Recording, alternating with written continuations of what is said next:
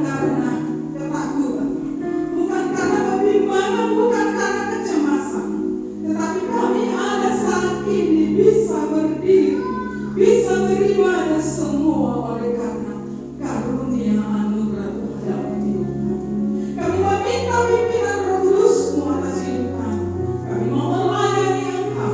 Kami akan memulai ibadah kami, mulai dari awal ke tengah sampai akhirnya. Biarlah Tuhan tolong kami semua. Tuhan tolong para pelayan-pelayan-Mu. Tuhan mengurapi, Tuhan memberkati ibadah kami sampai selesai. Terima kasih Tuhan. Kami akan mulai ibadah kami dalam nama Yesus. Kami berdoa dan mengucap syukur. Haleluya. Percaya katakan amin. Silakan duduk Bapak Ibu Saudara. Puji Tuhan. Apa kabarnya? Yes, luar biasa. Amin. Saudara, kita ada saat ini karena Tuhan. Amin. Kita bisa memuji Tuhan karena ada sukacita Tuhan dalam hidup kita. Kita mau mengangkat suara kita, pujian kita hanya untuk Tuhan. Jadi kita yang ada di tempat ini jangan kita berdiam-diam. Kalau kita menerima sukacita surga, kita harus semangat memuji Tuhan. Amin. Saya undang sekali lagi makin berdiri. Kita angkat pujian. Terima sukacita surga. Haleluya.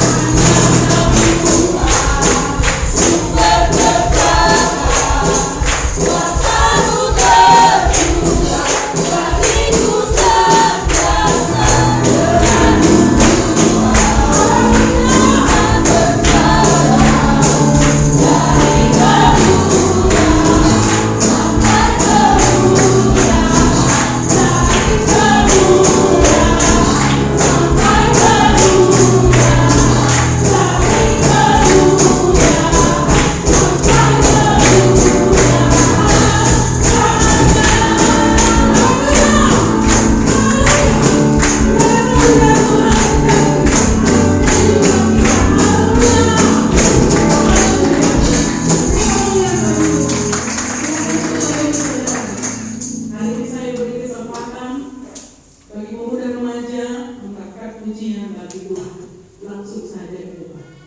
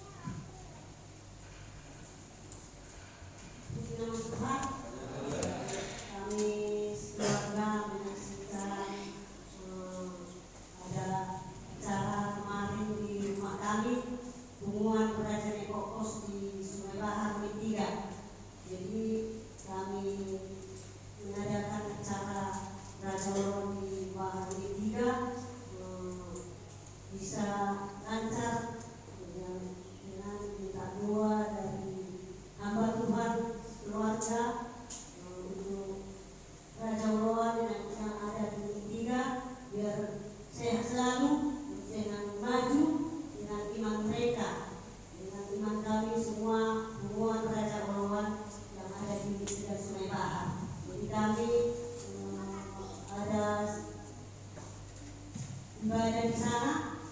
Jadi datang keluarga Raja Ulun yang ada di sana. Jadi ada sedikit ucapan syukur kami kepada hamba Tuhan yang melayani kami, karena di rumah kita di Sungai Bahar 3 yang dilaksanakan di rumah kemarin. Jadi kami langsung aja ada sedikit tadi berkat dari dukungan Raja Ulun 3 Sungai Bahar, tolong doakan semua Raja Ulun kami yang di 3 Sungai Bahar. Puji nama Tuhan. Tuhan, kita doakan berdayangan ini, bahkan hubungan mereka di Bahar. Juga Tuhan membuat hubungan mereka semakin hari ini semakin besar, semakin berkah Tuhan. Kalau ada lagi yang mau bersaksi, silakan maju ke depan.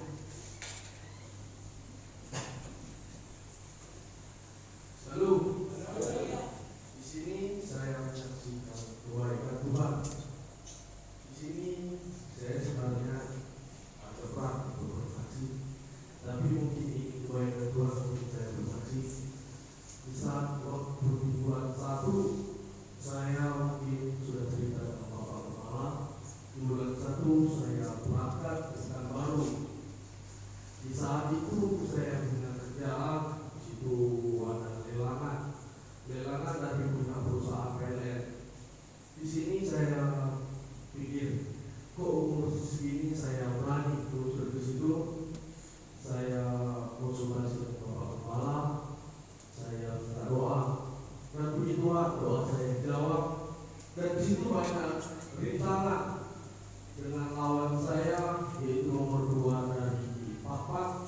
Mohon maaf bila ada yang dari Papa. Di situ saya melihat ada seorang bapak-bapak yang menyukai saya. Dia datang ke gudang dekat juga dengan rumah saya. Di saat itu dia menyukai saya sekitar hampir jam 12 malam. Dia mensuguhkan kami kopi, tapi saya lihat di belakang dia itu seperti ada mungkin seperti asap hitam yang menyerupai seperti mata yang merah, seperti yang saya tahu seperti gudruwo. Saya telepon dengan Bapak Kepala, saya berdoa, di situ saya dengan Bapak Kepala. Saya di situ mungkin takut tidak tapi panik. Jam 1 malam mungkin saya buka map, saya lari ke gereja. Saya lari ke gereja, konsultasi dengan Bapak Kepala.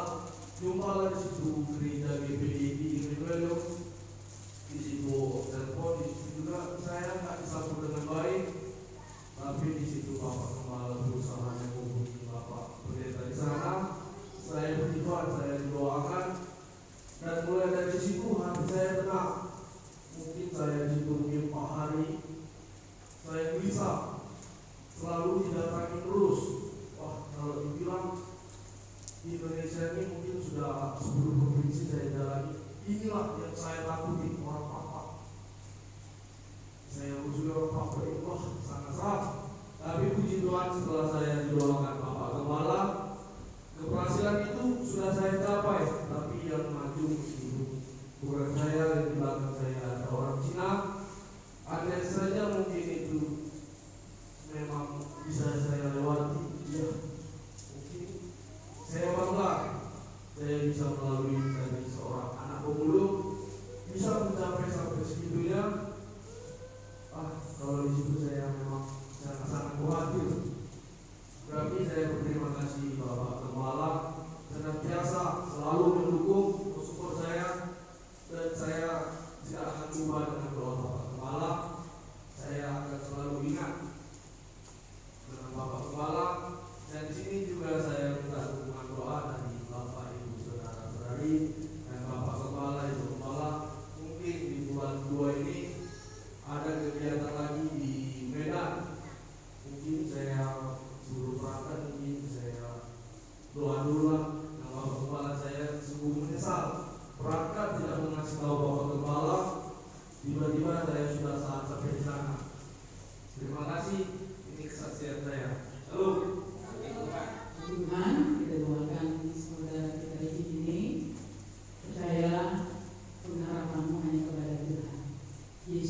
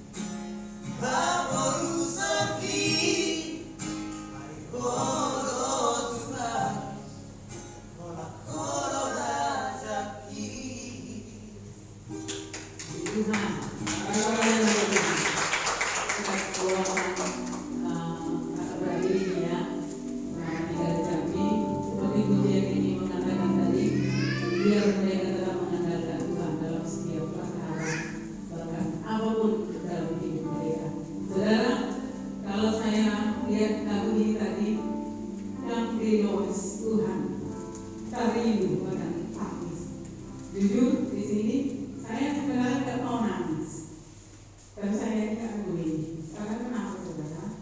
Kamis kemarin saya dokter saraf jadwal, dokter bilang tidak boleh lagi berobat, cuma tenaga obat yang harus saya telan setiap hari dengan dosis yang tinggi sampai 2000 miligram. Satu obat 500 miligram. Saya pulang dengan Bapak Kepala, saya baca surat literasi itu dengan obat. Saya menangis.